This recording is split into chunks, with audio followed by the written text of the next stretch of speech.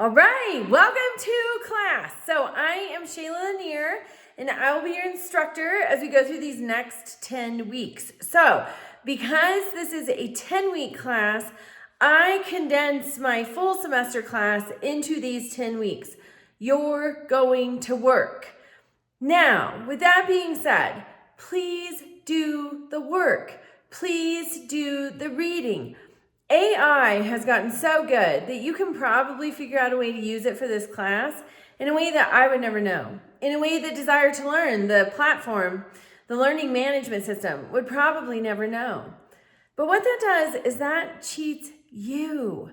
Years ago, there was a radio talk show host that I would always get in the tractor.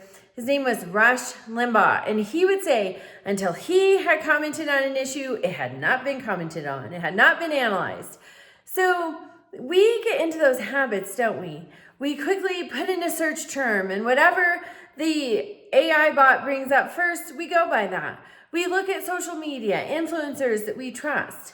What do they have to say? What do they think? We don't do a lot of our own thinking anymore, and that is a problem. Because have you ever been to your local gas station when the internet is down? Nothing works. The pumps don't work. Your card doesn't work. If you have cash, who cares? The pumps won't work.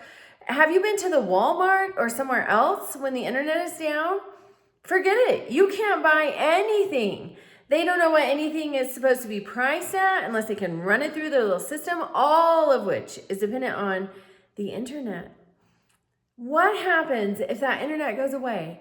What happens if those AI chatbots go away? What happens if you're a social media influencer? You can't see them for a while. Do you know how to make your own decisions? Do you know where to go to find information? Now, that being said, all of the resources available for this class are online. so that's sort of hypocritical. But I want you to do the reading. I want you to be able to reason through issues. And so because of that, we do not just use a textbook. We do use a textbook, but that's not our sole resource. So for example, this week, you're reading chapter 1, American Government and Civic Engagement, and you're reading chapter 3, American Federalism. Those are in the OpenStax text, which I will hopefully remember to link to this announcement. Then also, you're doing some work. I want you to find your local city council or your local county commissioners meeting. I want you to find out, are those meetings available in a virtual format? I live in Montezuma County. I watch the Montezuma County Commissioners meetings on YouTube. Pretty hip for Montezuma County. But I want you, there's some questions about your local governing body, and that is where civic engagement begins, with your local city council, your local school board, your local county commissioners, whatever that looks like where you live. I want you to get familiar with that. I'd like for you to watch or attend a meeting if possible. Then I want you to look at the executive branch. President Trump is the chief executive officer of the country, but he also has a cabinet, the Secretary of Agriculture, the Health and Human Services Secretary, things like that. So I want you to find a news article about a member of President Trump's cabinet. I've linked the cabinet officials. There's an article that lists them all. And then you can just do a search, again on the internet, but you can do a search to find an article about one. And are they acting in a manner pleasing to the way our executive branch officials should act? There's a lot of information out there about them. Then we're looking at the Northwest Ordinance. The Northwest Ordinance was the governing document for everything northwest of the River Ohio. It was placed into law July of 1787. So what was going on then? In May of 1787, the delegates were meeting in Philadelphia to create a new constitution because the Articles of Confederation, with which you will become familiar next week, were not working. So they were creating a new system of government in Philadelphia, and they were still there in July. But meanwhile, we're pressing west, and we need to know, how are we governing these new territories? So you're going to look at the Northwest Ordinance. There's a list of questions. Then you're going to look at the Indian Removal Act. So the Northwest Ordinance and the Indian Removal Act, those are primary sources. They are government documents, they're laws, they're primary sources. They do not contain analysis or opinions. It's just, here are the documents, here are the laws.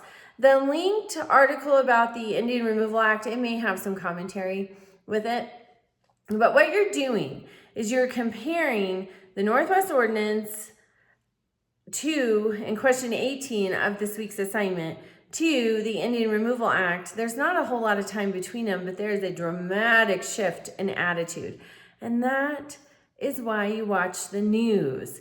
While you're in this class, I want you to watch 2 sources of news, not social media. I want you to go to something like Fox or MSNBC or CNN or Newsmax or something to get news. I love the Drudge Report. It's a website. I go there every day, sometimes more than once. But I want you to find 2 sources of news, because one on the liberal side of the aisle, one on the conservative side of the aisle. No matter how assuring a source says that they're fair, they're not. Everybody is subject to bias. All of us. We have likes and dislikes and preferences. And when we witness events, it has to filter through all of our life experience, all of our likes and dislikes, everything. And that's why you can have 2 eyewitnesses to the same event. They will tell a completely different story, because that all had to filter through everything while it got to them. So you want to be leery of just having 1 source of news. You want at least 2. Also, I would encourage you during this time to limit your social media use. Just focus.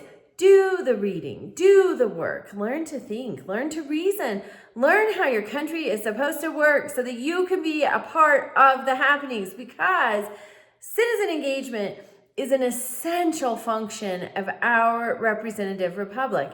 We cannot be engaged if we do not know what's going on.